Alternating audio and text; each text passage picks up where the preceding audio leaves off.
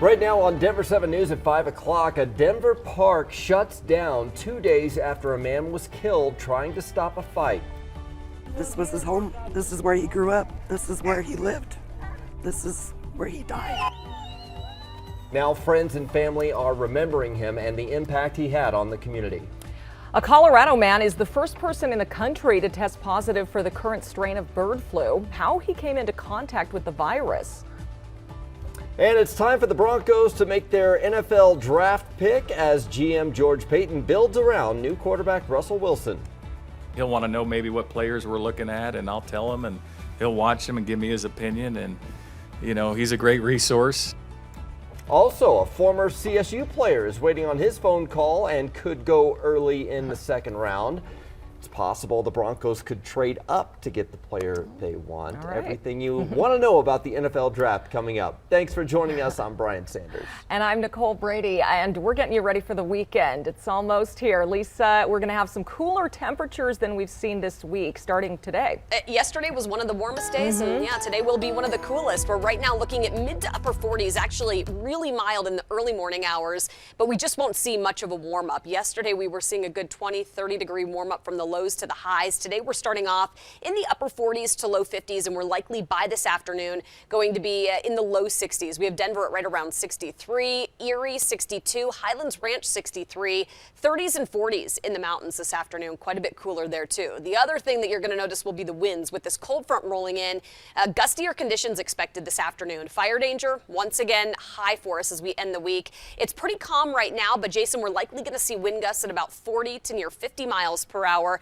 And I'll show you where that fire danger is going to be the highest coming up here in just a few minutes. So they call them high-profile vehicles, but it's really any vehicle with some size that can be prone to being blown around with those strong winds that are on the way. Right now we have some slow traffic on I-70 coming from Lakeside through Federal and getting on over to Pecos. Take a look from the camera over there, and what happens is as the overnight construction wraps up, they have all the construction trucks across all lanes of I-70 on the eastbound side, and so all the traffic is just held behind it. So they're slowly creeping at like 10 miles an hour, going all the way over to Pecos. Eventually they'll open all lanes and then traffic will ease up once again. So if you're just about to leave from your west side neighborhood and use I-70, head east towards I-25, you will see this little bit of a traffic jam, but it shouldn't be long lived as this now. You can see now they're even just picking up the pace. The rest of the drive looks okay. Anywhere else you want to go around town, still a little leftover construction on I-70 out to the east side of town as well.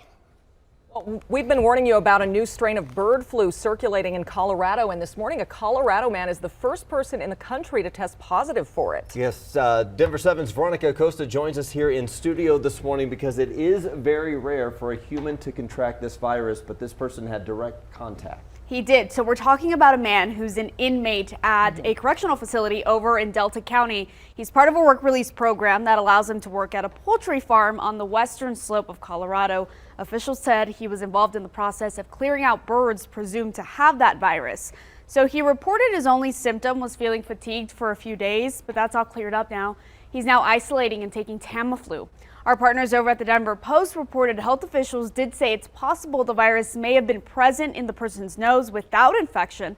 Officials insisted at this point, safest thing to do is assume that this was an infection and go ahead and take action to contain and treat it. Now, Dr. Rachel Hurley, the Colorado State epidemiologist, told the Post, quote, "We might never know if this individual was truly infected, meaning the virus was replicating in his body, or if the virus was just transiently present in his nose and picked up by that nasal swab test."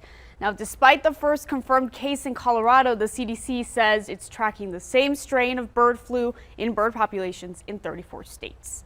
In studio, I'm Veronica Acosta, Denver 7. All right, thank you, Veronica. Well, a Denver park is now closed indefinitely because of an increase in violent crime. A man was shot and killed there Wednesday night. Denver 7's Jessica Crawford joins us live from La Alma at Lincoln Park. Jessica, the saddest part, friends say he was just trying to stop a fight.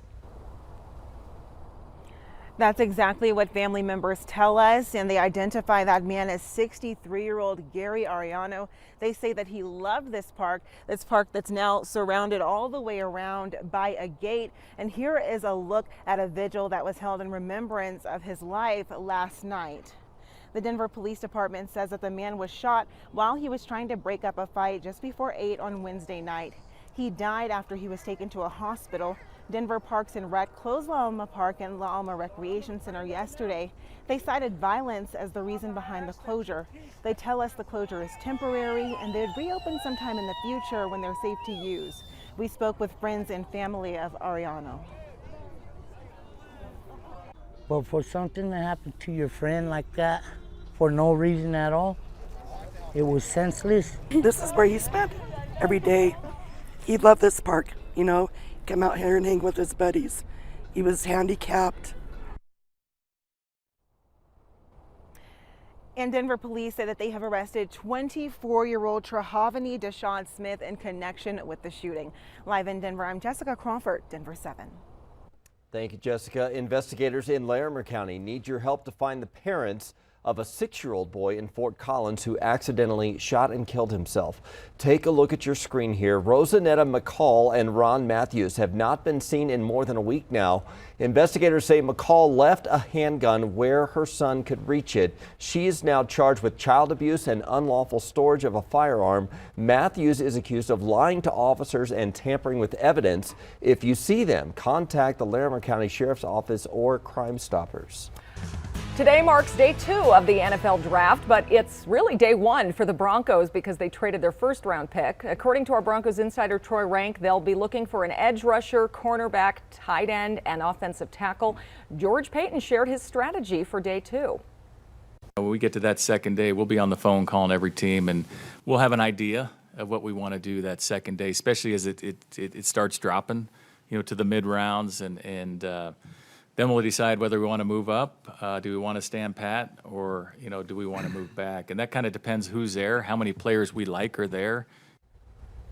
So the Broncos need a tight end, and there's a former CSU player they could pick for the position. And you heard him mention that they may have to trade up to get him. Here's Denver 7 sports anchor Nick Rothschild from Las Vegas. I'm Nick Rothschild in Las Vegas, and the first round of the NFL draft has come and gone, and no Denver Broncos, no Colorado State tight end Trey McBride. That's kind of the way this was trending in the past few days. Didn't seem like McBride was going to be a first-round pick, and he will be into the second and third round. Although he is not going to last long today, he will be gone early in the second round. Why is that? Because he's the best tight end on the board, best tight end in the draft. He's a great receiver. He's great in the blocking game. But why listen to me praise him when you can listen to him describe himself? They're getting a competitor, a playmaker, and a guy that's going to, give it their all, a guy that you won't have to worry about off the field, a guy that leads by example, does everything the right way, and most importantly is a winner, a guy that wants to win, competes, and loves the game of football. It doesn't matter where I'm at. I just need an opportunity somewhere, and whoever, takes a chance on me is going to, make a good pick. So. Now, I mentioned that McBride won't last long in the second round, but there is a small chance that the Broncos could pick him up, and if they do, he will be following in the footsteps of one Joel Dreesen. That's right, Joel played at Fort Morgan High School, Colorado State, and in the pros with Denver. And he is Trey McBride's mentor, so a lot of poetry in motion here on day 2 of the draft. Reporting from Las Vegas, Nick Rothschild, Denver 7 Sports. So you're saying there's a chance. Our sports department put together a mock draft with their predictions for the Broncos. You can see that over on the denverchannel.com. And you can watch the NFL draft continuing tonight on Denver 7 with coverage of the second and third rounds beginning at 5 p.m. If you'd rather catch up on local news, Denver 7 at 5 and 6 will stream on the Denver 7 Plus app and also online at thedenverchannel.com.